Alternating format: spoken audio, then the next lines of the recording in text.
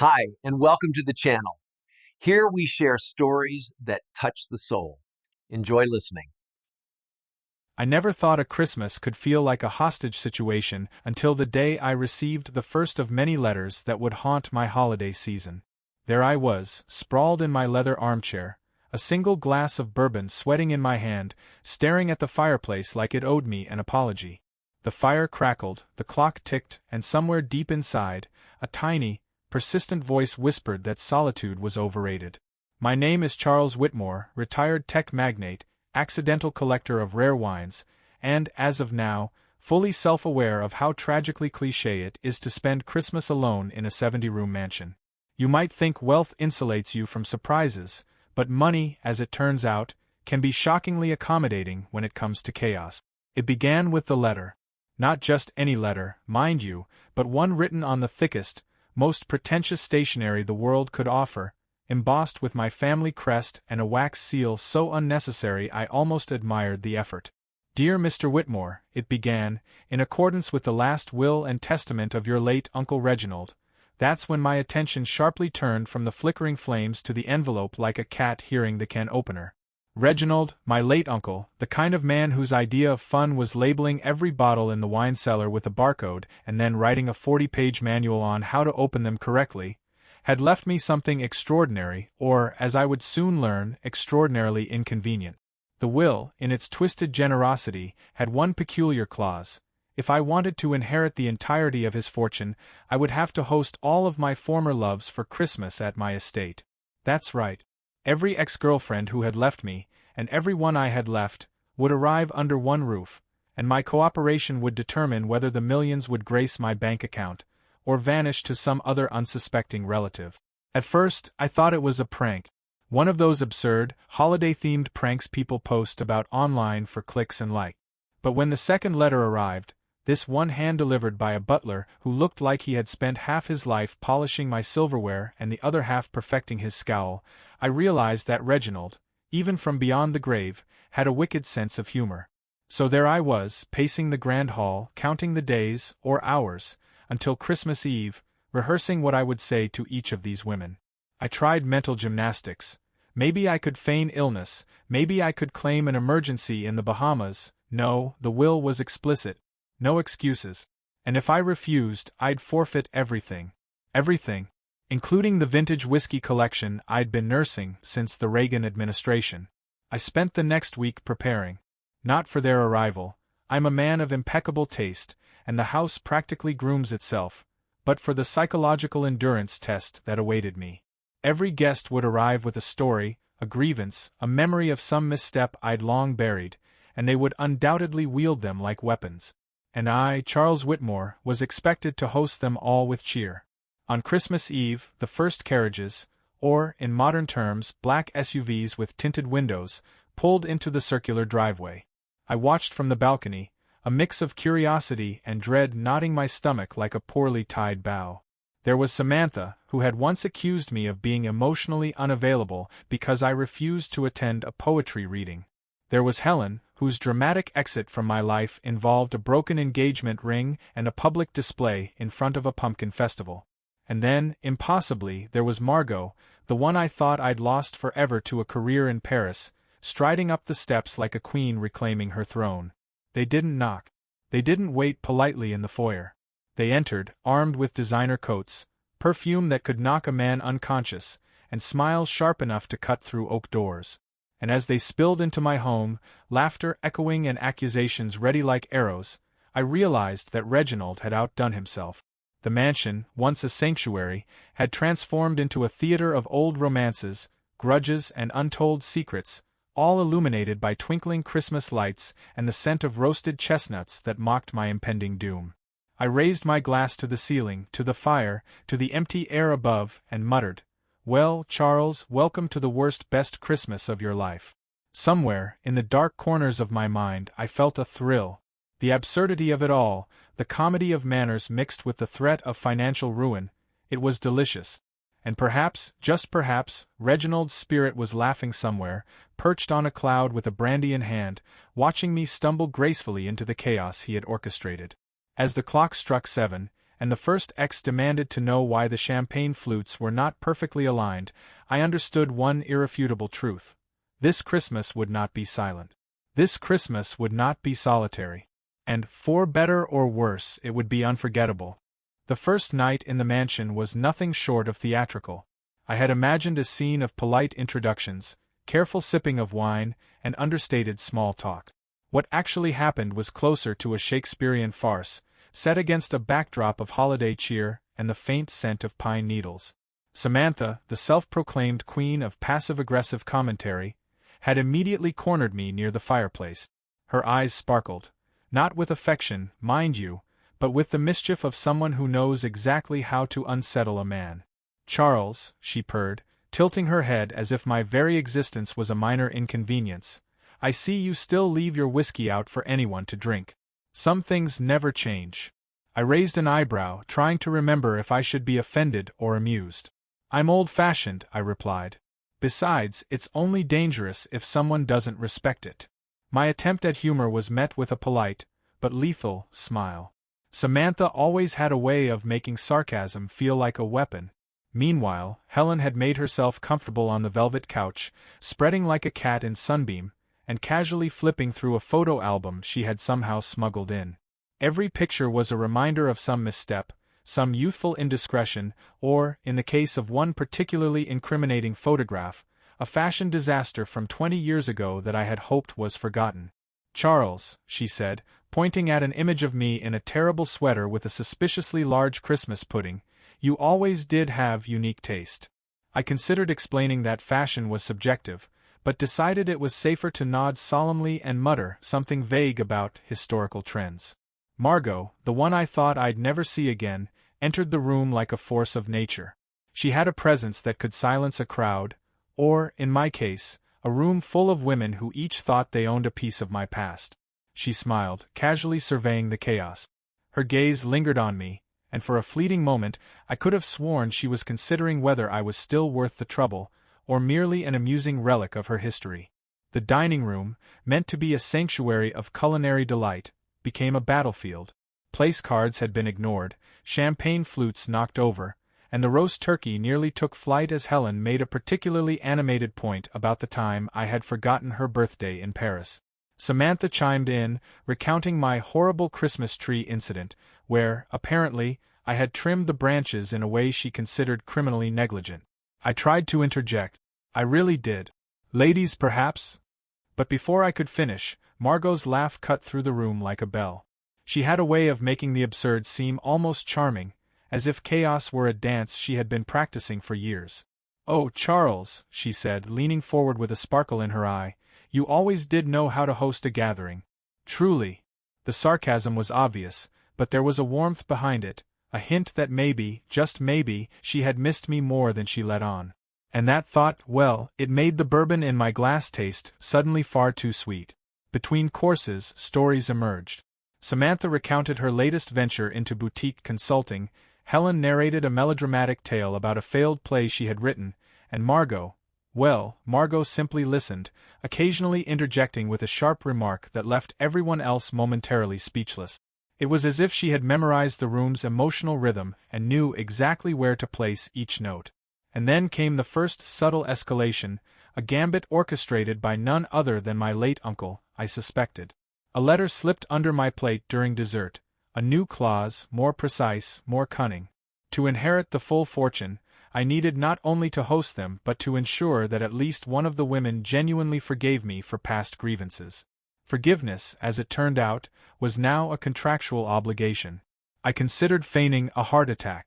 It seemed a reasonable option. But deep down, I knew Reginald had anticipated such cowardice. This was not merely a test of endurance. It was a test of charm, diplomacy, and the ability to navigate decades of emotional minefields without detonating the entire operation. By the time the women retired to their rooms, Samantha humming an ominous tune, Helen muttering about redecorating the guest wing, Margot pausing to look back at me with an unreadable expression, the mansion had transformed. Every hallway echoed with laughter, tension, and the subtle clash of unresolved history. I wandered through the empty halls, muttering to myself like a general surveying a battlefield. "I survived dinner," I whispered. "Barely. But I survived. Yet, as I passed the grand mirror in the foyer, I caught a glimpse of myself. The man staring back was weary, certainly, but alive. More than that, he was curious. Curious about what this Christmas, orchestrated from beyond the grave, would demand next. Curious whether old love could be rekindled, or whether old grudges would burn brighter than the fire in the hearth. Sleep was impossible. Every creak of the house, every rustle of curtains felt like a signal. Somewhere in the darkness, schemes were brewing. Alliances forming. The game had truly begun. By midnight, I realized something crucial. I was no longer merely the host of this gathering. I was a player in a living story, one that demanded wit, patience, and an occasional bribe in the form of rare cognac. And if I wanted to secure the inheritance, I had to master it, preferably before someone discovered the truth about the dessert fiasco of 1998, which Margot, ever the archivist of emotional trauma, was clearly planning to reveal. And so I waited, alone in my study, listening to the distant murmur of voices and laughter. My bourbon glass empty, my mind racing, I understood one undeniable fact. Christmas on the edge of inheritance was far more treacherous, and far more intoxicating, than I had ever imagined. The next morning promised confrontation, confession, and perhaps even catastrophe. But Charles Whitmore, for all his flaws, was not a man to flee from history. He was a man determined to survive it, with humor, with charm, and maybe, if fortune favored him, with a touch of love rekindled amid the chaos of past mistakes. Morning arrived with the subtlety of a brass band in a library. The sunlight poured through the enormous windows of the Whitmore estate, illuminating every gilded corner and exposing the faint traces of last night's chaos. A toppled candle holder here, an abandoned scarf there, and, in the center of it all, me, in my bathrobe, staring at a breakfast table that seemed intent on mocking my life choices. I should have been prepared for this. I wasn't. Samantha had already claimed the head chair by the window, sipping coffee with a serene smile that suggested she had dreamed of this exact moment for years. Helen was perched on the edge of the long dining table, legs crossed in a pose of deliberate defiance, recounting in dramatic tones the near catastrophe she had narrowly avoided while decorating the mansion's north wing. And Margot stood by the fireplace, casually surveying the room as if she were the conductor of some invisible orchestra, orchestrating the symphony of my humiliation. "Good morning, Charles," Samantha began, with the kind of tone that implied a hidden agenda. "I trust you slept well?" "Exquisitely," I said, pouring myself a second cup of coffee and hoping the bitter liquid would steel me for what was to come. "Though I suspect none of you did." Helen smirked. "Oh, don't flatter yourself. Some of us slept very well, dreaming of how easily you fall into your own traps." I considered offering a witty retort, but instead settled for the safer option, nodding gravely while secretly plotting my escape route. That's when the first real sign of trouble arrived. A small envelope, inconspicuously slipped under my napkin, carried yet another message from beyond the grave. "Charles," it read, in Reginald's impeccable handwriting, "the first test begins today. You must mediate a dispute, or risk losing a portion of the inheritance. Choose wisely." A dispute. Mediating it. With my ex-loves. On Christmas morning. I felt a twitch in my eye that would have worried a less composed man. The dispute revealed itself almost immediately. Samantha and Helen had discovered, rather dramatically, that they had been seated on opposite sides of a miniature model of the estate, an artifact I had procured for reasons I still could not entirely recall. The positioning, apparently, was symbolic. "You've aligned the wings against me," Samantha accused, pointing at Helen with a precision that could have drawn blood. "Do you know what this implies?" Helen rolled her eyes, her voice dripping with theatrical indignation. "It implies that your paranoia has reached legendary proportions." "Charles, really, what were you thinking?" I pinched the bridge of my nose. Reginald's ghost must have been cackling somewhere, invisible but omnipresent. The clause in the will was clear. To inherit, I had to mediate without taking sides, ensuring that some semblance of peace emerged by nightfall. Otherwise, a portion of the fortune would vanish. "Ladies," I began, adopting the tone of a man who had seen wars fought over less, "perhaps we should consider a compromise." A compromise, in ex-love terms, translates roughly to "I concede nothing and you grovel." But I had to try. "The model," I continued, "represents the estate as a whole. No single wing is more important than the other. Perhaps we can agree to admiration of all wings equally. They both paused, clearly evaluating whether my suggestion was genius or madness. Margot, who had been silently sipping her tea, finally spoke, her voice smooth and measured. Charles, the problem isn't the model. It's the history it represents. The wings, the rooms, even the corridors, they're all reminders.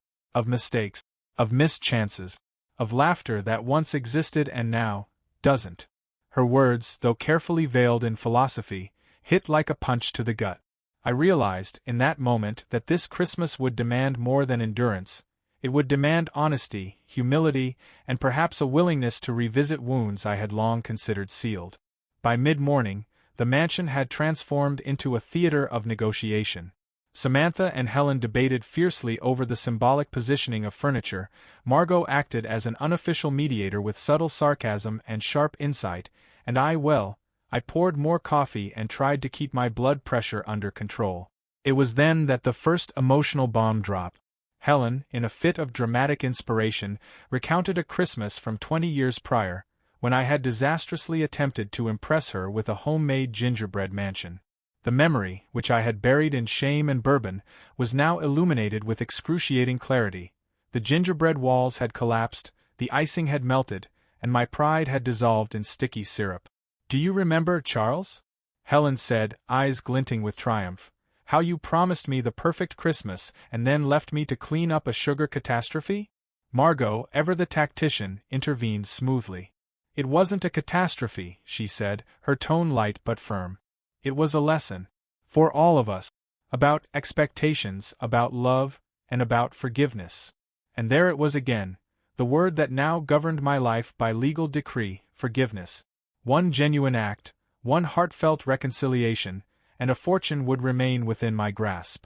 Fail, and I would be forced to watch it slip away like snow down the gutters. By lunchtime, alliances had formed, broken, and reformed. Samantha and Helen, for all their bickering, discovered a grudging admiration for each other's rhetorical skill.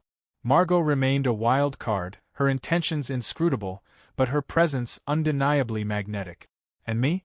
I realized that surviving the morning had required a skill set I hadn't exercised since negotiating contracts in Silicon Valley: diplomacy, charm, and occasionally, a well-placed quip.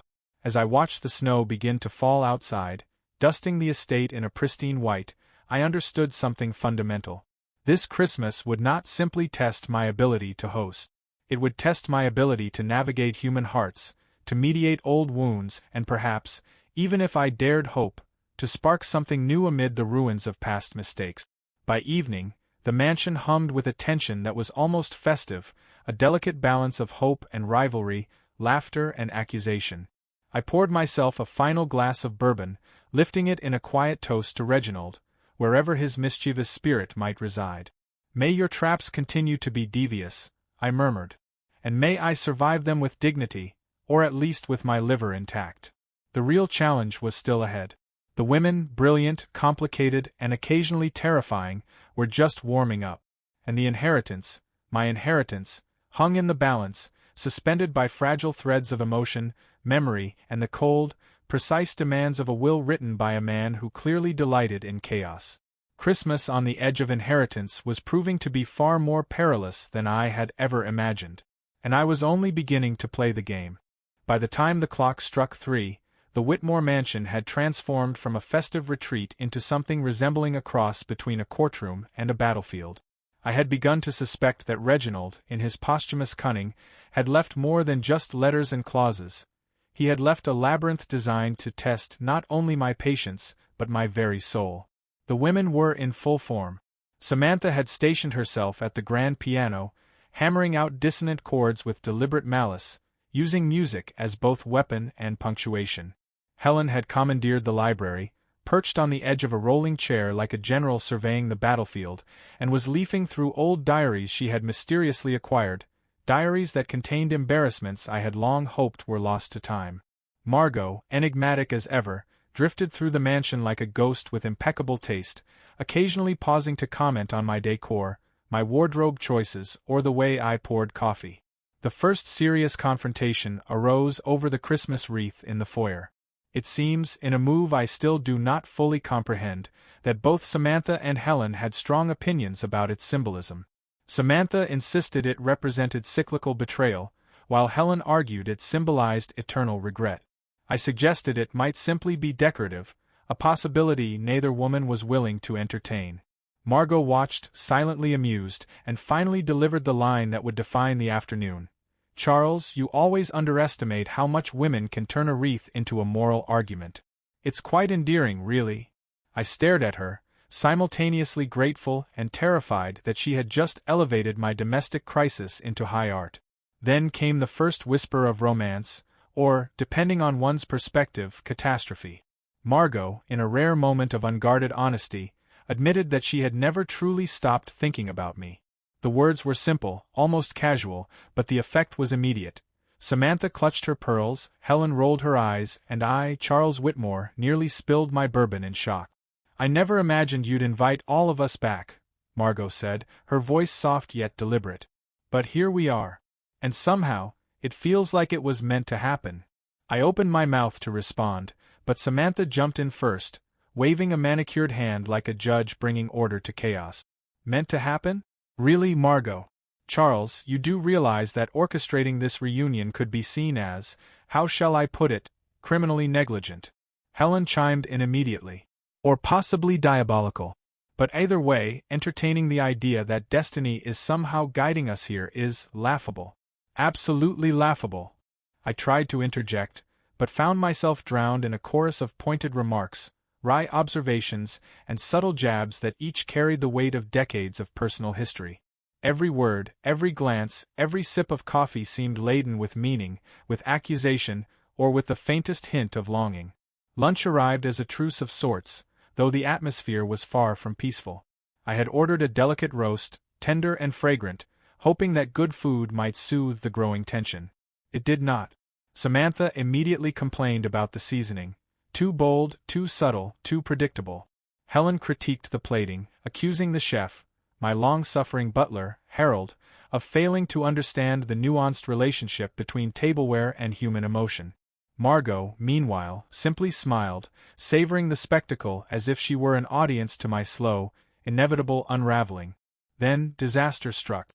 Literally. As I leaned over to pour wine into Margot's glass, a gesture that I naively thought might earn me points, Helen reached for the bread basket, knocking over a crystal decanter in the process.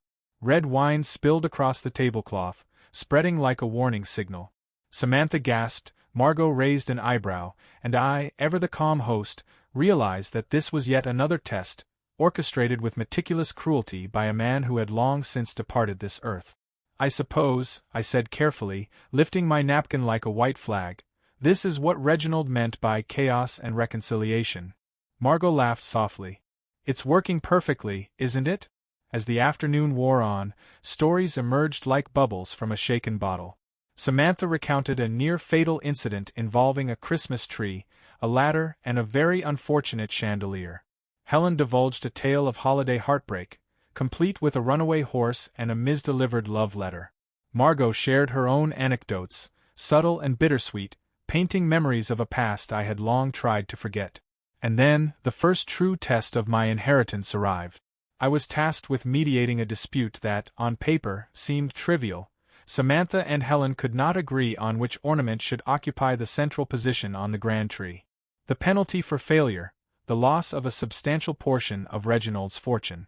I attempted diplomacy, reasoning, even humor. "Ladies," I said, "perhaps we could alternate positions? Or consider a symbolic rotation." Both women stared at me like I had proposed heresy. Samantha's eyebrow arched with incredulity. Helen's lips pursed in silent judgment. Margot, however, tilted her head, studied me for a long moment, and finally said, "Charles, you are learning fast. But sometimes the solution isn't logic, it's empathy. You must understand what this ornament means to each of us." Empathy. Of course. How could I have overlooked that? I nodded sagely, as if her advice had been revealed to me by the cosmos. And somehow, through careful negotiation, subtle concessions, and an almost miraculous display of patience, the ornament was placed in a position that pleased everyone, or at least did not provoke an open revolt. By late afternoon, I had survived my first series of emotional trials, but the mansion hummed with tension, a delicate mixture of rivalry, attraction, and carefully veiled resentment. I wandered the halls, my bourbon glass refilled and empty again in cycles, wondering if I could endure the remaining days without completely losing my sanity, or my fortune. And then I realized, with a thrill I could not entirely suppress, the women, despite the chaos, despite the accusations and historical grievances, were beginning to reveal glimpses of vulnerability. Perhaps this was Reginald's true genius. The inheritance was not simply a test of my skill as a host. It was a test of my ability to navigate the complexities of love, loss, and reconciliation. And somewhere, deep in my chest, I felt a spark of excitement. This Christmas, it seemed, would be unforgettable, not because of wealth or opulence, but because of the human hearts tangled within my mansion's walls.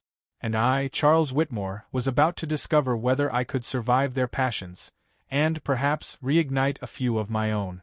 By the 5th day of Christmas, the Whitmore mansion had taken on a life of its own, and not the dignified, serene life I had envisioned. It thrummed with secrets, laughter, and the occasional simmering argument that threatened to turn the grand hall into a battleground.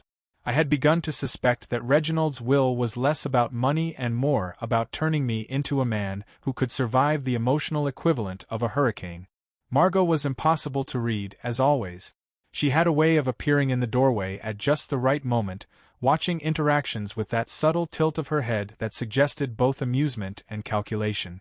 One minute she was laughing softly at Helen's dramatic recounting of a snowball incident from 20 years ago. The next, she was questioning my choice of cufflinks with such intensity that I considered hiding my hands entirely. "Charles," she said, tracing the edge of a glass as though the condensation were a crystal ball, "you really do underestimate how much history lives in these walls. And in us."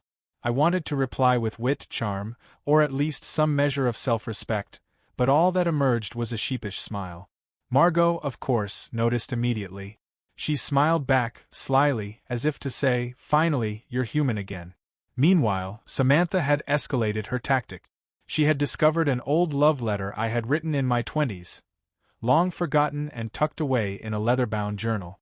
With a dramatic flourish, she presented it to the group at dinner, her eyes sparkling with mischief. "Ah, Charles," she said, waving the letter like a trophy, "how poetic you were! And how delightfully oblivious! This, ladies and gentlemen, is proof that men are far more predictable than they admit." Helen groaned theatrically. Predictable, yes, but also hopelessly sentimental. Classic Charles. I took a slow breath and attempted diplomacy. "Perhaps," I suggested, "we could consider this letter a historical artifact. A relic of my younger, more reckless days." Margot leaned forward, her gaze softening. "Or perhaps it's a reminder of why some things are worth forgiving." I nearly choked on my wine. Forgiveness. That word had become my life's mandate, the key to my fortune, and the invisible tether that held the women, and my inheritance, together. By evening, the mansion's halls were filled with shadows and whispered conversations. The women had formed temporary alliances, plotting strategies for conversational advantage, or perhaps, as I hoped, genuine reconciliation.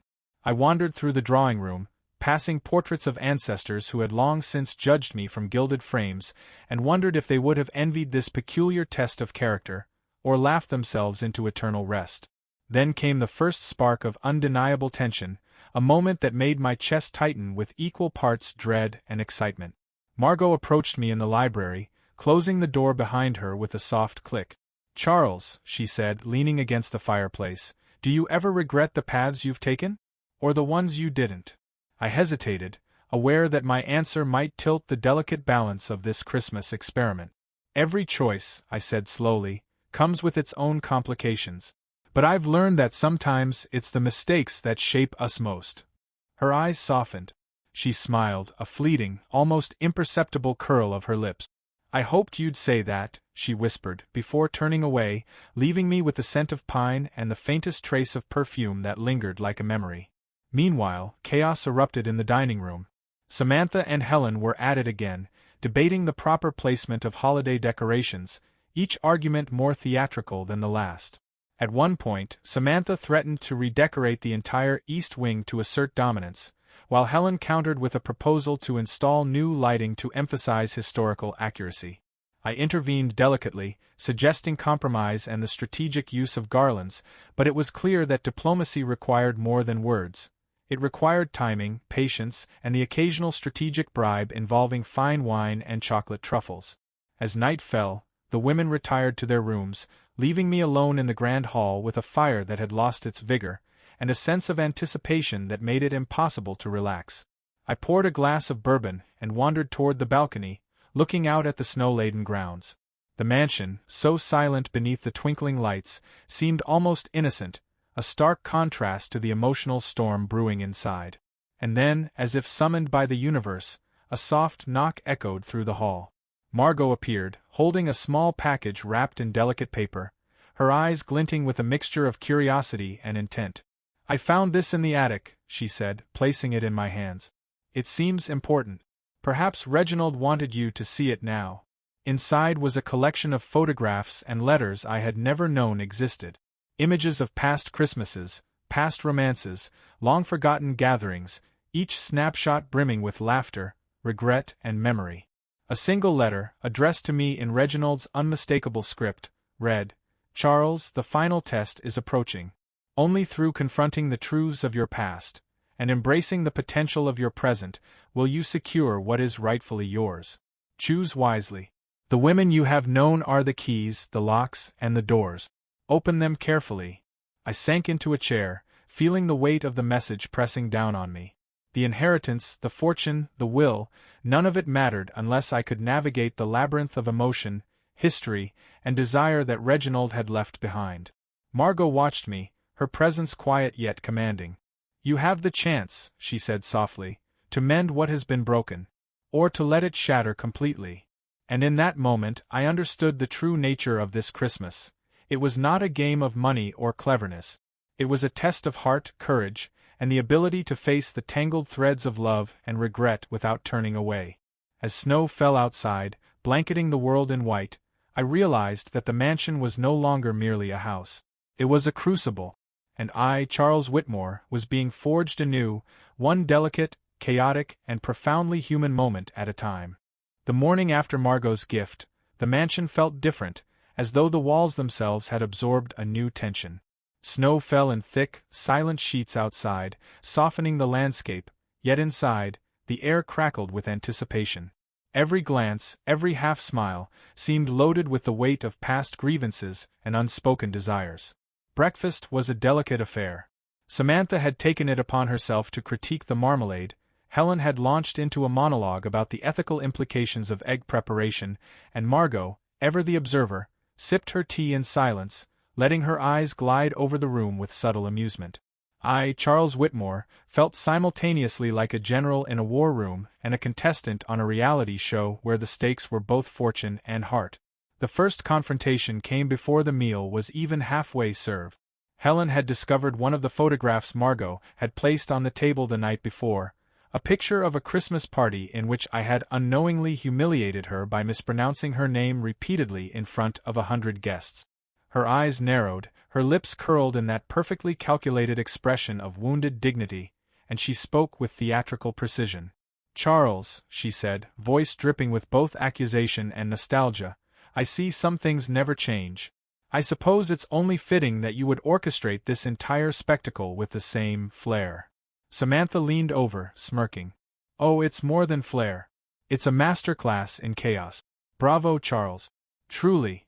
Margot, seated nearby, tilted her head and murmured, "Perhaps the point isn't the humiliation, but the reconciliation." I stared at her, feeling a flicker of hope amid the brewing storm. "Reconciliation," I said, testing the word like a fragile crystal. "Yes. I believe that might be achievable." Helen's glare threatened to shatter any hope of civility. "Achievable? You dare use such a word after years of negligence and oversight." It was then that the first secret of the day revealed itself. Samantha, in her characteristic flourish, produced a letter I had written decades ago, one I had thought destroyed in a particularly fiery bout of self-doubt. The letter was addressed to Helen, full of youthful promises and questionable prose, and it exposed my deepest, most naive mistakes. Ah, Charles, Samantha said, waving it like a banner of triumph. Your heart was bigger than your sense, and your sense was tragically absent. This is remarkable. Helen predictably shrieked. You never sent this. How dare you keep it from me? Margot leaned back, eyes glinting with amusement. It seems the past has its own way of demanding attention, she said softly, almost to herself. And in that moment, I realized that Reginald's design was working. The mansion had become a stage, the women, my ex-loves, actors and I, the unwitting protagonist, forced to navigate the delicate balance between confession, apology, and charm. The afternoon descended into a curious mixture of confrontation and flirtation. Samantha and Helen argued over trivialities, where a certain ornament should be placed, whether the fireplace mantel was appropriately festive, while Margot and I found ourselves drawn into quiet corners, sharing memories that were neither bitter nor entirely sweet. I never stopped wondering, Margot said suddenly, her voice low and steady, if you ever thought about me. About us. I swallowed hard, aware that my response would tip the scales of the day. Every day, I admitted, shocking even myself with the honesty. And not just the good days. Even the mistakes. I remember them all. Her lips curved in a smile that was both tender and teasing. Then perhaps there's hope for you yet. Before I could respond, a new complication arrived. A third letter from Reginald slipped under the library door. Its message was simple but menacing. By sunset, you must uncover a hidden truth from your past and confront it with the women. Only then will the next stage of inheritance be unlocked. Fail, and the fortune diminishes. I blinked. Confront a hidden truth. That was dangerously vague, and I could feel the weight of it pressing down. My thoughts raced. What truth could be hidden so deeply that only now, decades later, it demanded acknowledgement? The women, sensing the tension, circled me like hawks. Samantha's smile was sharper than usual. Helen's curiosity burned like a flame. Margot's gaze was both assessing and knowing. I realized, with a mix of dread and exhilaration, that this confrontation was inevitable. The truth emerged in fragments, revealed through a series of careful inquiries, pointed questions, and, admittedly, a few well-placed lies. I had once betrayed Helen's trust, not in the way most might imagine, but in a youthful, reckless moment that had consequences neither of us fully understood at the time. Samantha had uncovered evidence of a misstep in my career that had indirectly affected her family, and Margot held the most delicate revelation of all, one that touched the heart of regret and longing alike. By evening, the mansion was quiet but charged.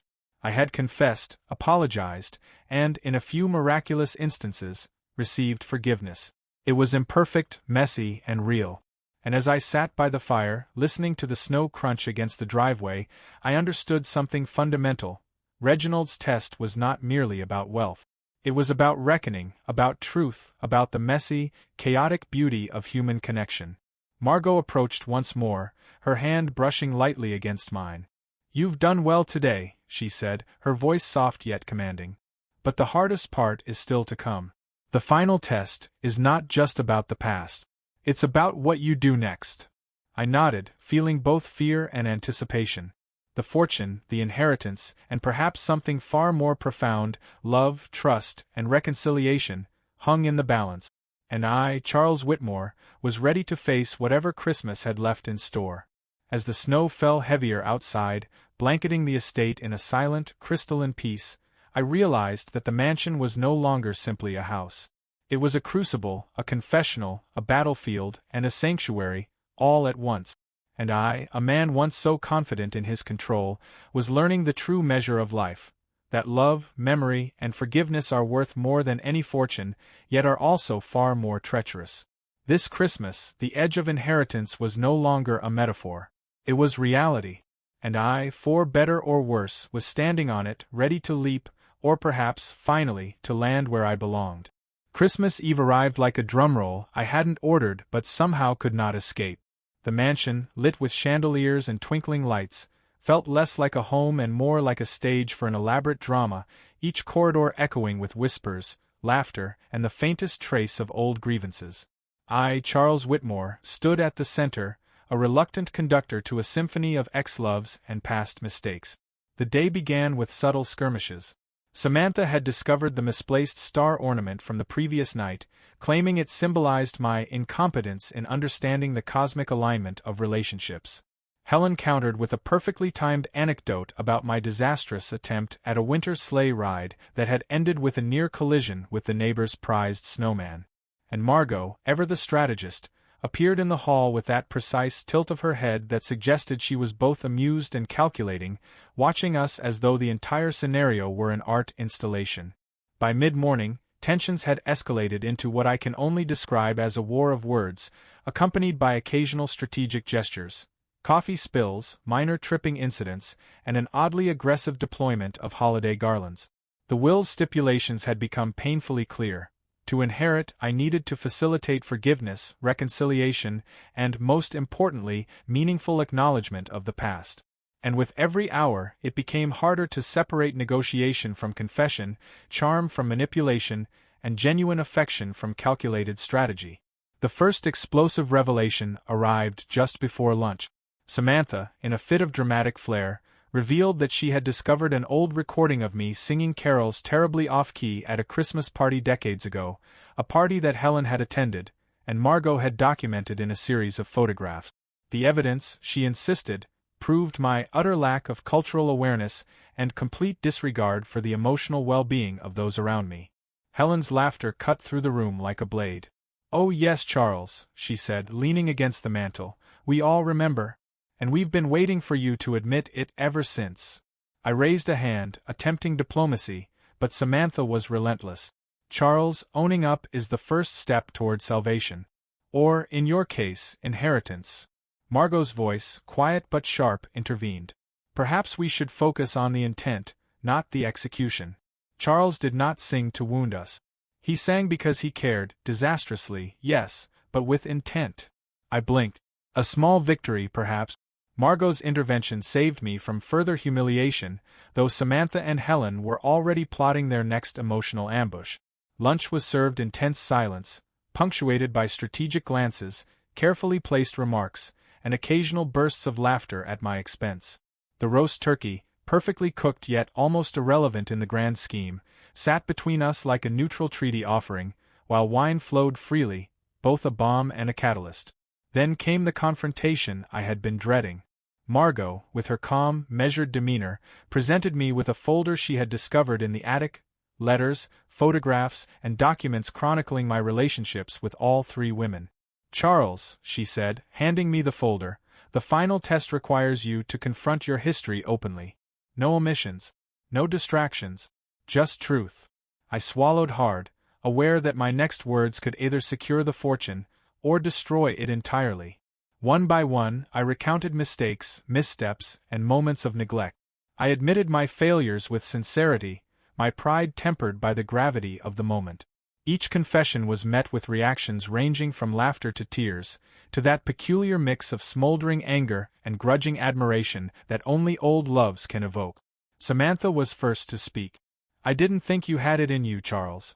But I suppose even the most oblivious men can learn, eventually." Helen, with a rare softness in her eyes, nodded. "It's refreshing, in a way, to finally hear the truth without games or deflection." Margot's gaze lingered on me, unreadable yet intense. "You've done more than I expected. Perhaps there is hope yet, for forgiveness, for reconciliation, and maybe even for us." At that moment, I realized the mansion had transformed once again. No longer just a stage for past grievances, it had become a crucible for honesty, vulnerability, and the fragile emergence of trust. The women, despite decades of distance and disappointment, had engaged with me as equals, with wit, critique, and the occasional sharp jab, yet, beneath it all, a shared history bound us in ways that even Reginald's cunning could not fully manipulate. The evening unfolded like a carefully orchestrated symphony. Stories were exchanged, laughter rang out, and even minor conflicts were resolved with grace, patience, and, occasionally, chocolate truffles strategically deployed by yours truly. I felt the weight of the inheritance less as a financial obligation and more as a symbolic reward for navigating the messy, chaotic, and beautiful terrain of human relationship. By nightfall, the women gathered in the drawing room, the fire casting warm shadows across their faces. Samantha leaned casually against the piano, Helen reclined with a book in hand, and Margot sat closest to me, her hand brushing against mine in a gesture that was both intimate and tentative. "Charles," Margot said softly, "you've navigated this chaos with surprising grace. I can't say it was easy, but perhaps that was the point." I nodded, feeling a rare mixture of relief, triumph, and anticipation. "It seems," I said slowly, "that Christmas is less about perfection and more about endurance, and a willingness to confront one's own past." Samantha chuckled.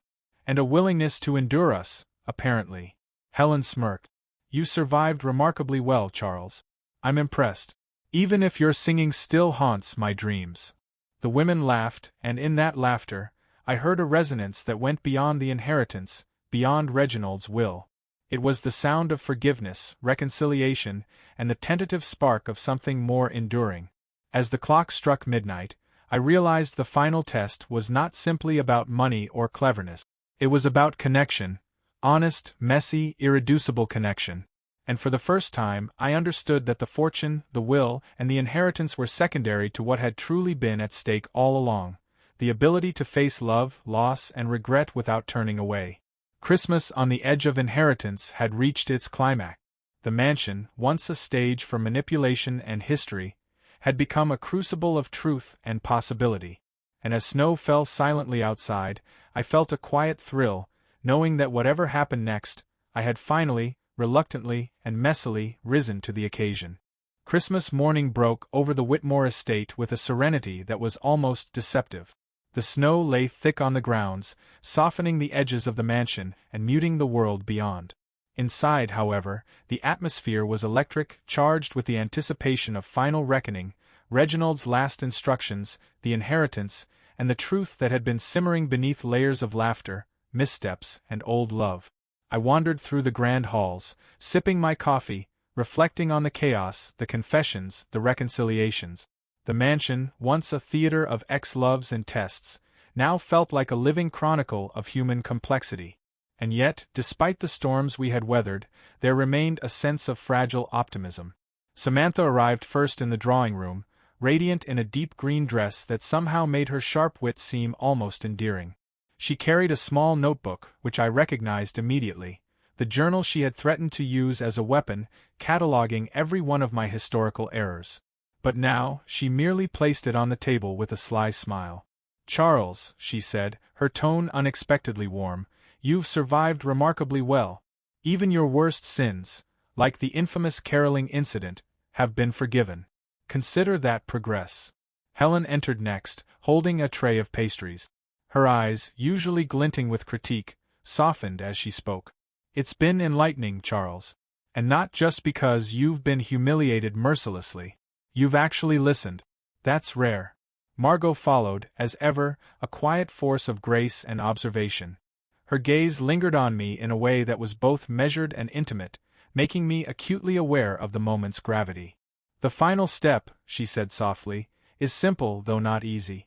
You must choose: how will you honor the connections we've rebuilt, the truths we've confronted, and the memories we've shared?" I paused, considering. The inheritance, the fortune that had loomed over us like an unseen specter, seemed suddenly secondary. What mattered now was the human element, the laughter, the forgiveness, and the possibility of new beginnings. We gathered in the great hall, the same room that had witnessed escalating arguments, confessions, and subtle flirtations. I addressed the three women, my voice steady despite the racing of my heart. "Reginald's plan," I began, "was not merely about wealth. It was about us, about understanding what has been broken and what can still be mended. Today, I am grateful not just for the inheritance, but for the chance to face my past honestly. And for that, I hope we can move forward, not just as memories, but as friends or perhaps something more." Samantha's lips curled into a smile. "Well, that's the most diplomatic thing you've ever said. I suppose it deserves a measure of respect." Helen nodded, her expression softening. "It's satisfactory. For now." Margot, standing closest to me, reached for my hand. "And perhaps, Charles, that something more is not just a possibility, it's a choice we make together." I felt a thrill of warmth, the culmination of days of tension, humor, and vulnerability. For the first time in years, the mansion felt less like a trap and more like a home. Then came the moment of inheritance. I retrieved the final letter from Reginald, sealed in gold, the last piece of the puzzle. I opened it with care, the women watching expectantly. Charles, it read, if you have arrived here with honesty, courage, and an open heart, the inheritance is yours. But remember, the greatest wealth is not counted in coins, but in love, trust, and the bonds you preserve. May you use it wisely. I exhaled, feeling a weight lift from my shoulders. The fortune was secured, but the real reward lay in the relationships rekindled, the grievances reconciled, and the love that had been tentatively reignited. Laughter broke out spontaneously, Samantha teasing me about my continued lack of culinary skill, Helen recounting one last anecdote about a failed Christmas party, and Margot smiling at me with a quiet approval that made my chest tighten. Later, as evening settled in, we gathered by the fire, the mansion bathed in the golden glow of candlelight and the flickering warmth of the hearth. The snow outside fell gently, a perfect white blanket over a world that had, for a moment, felt chaotic and unpredictable. Samantha raised her glass. To chaos, then. And to surviving it with dignity, or at least enough humor to make it tolerable. Helen clinked her cup against mine. To honesty, forgiveness, and finally understanding each other. Margot smiled, resting her hand lightly on mine. And to choices that bring us closer, rather than push us apart. I lifted my glass last, feeling the weight of the moment, the culmination of days filled with love, tension, and revelation. To Christmas, I said, on the edge of inheritance, and to finally landing on solid ground. The women laughed, the fire crackled, and for the first time in years, I felt a profound sense of peace. The mansion, once a stage for tests and torment, had become a sanctuary. And the inheritance, while substantial, was secondary to the gift of connection, reconciliation, and love rediscovered. That night, as the mansion settled into quiet, punctuated only by the whisper of falling snow, I understood that Reginald's greatest trick had been to remind me what truly mattered. Not the money, not the glory, but the messy, complicated, beautiful human bonds that endure, sometimes for decades, sometimes forever, if one is willing to embrace them fully. And so, Christmas on the edge of inheritance came to its conclusion, not with a dramatic flourish, but with quiet satisfaction, laughter echoing in the halls, and hearts tentatively, joyfully aligned. As I gazed at the snow-covered grounds through the window, a thought struck me. Perhaps the greatest legacy is not what we leave in wills, but the love, laughter, and forgiveness we cultivate while we are still here. And with that, I raised my glass one last time, to the past, the present, and a future that promised more than wealth. It promised life, fully and irreducibly lived. Thank you so much for watching. If you enjoyed this story, don't forget to subscribe to the channel and stay with us for more.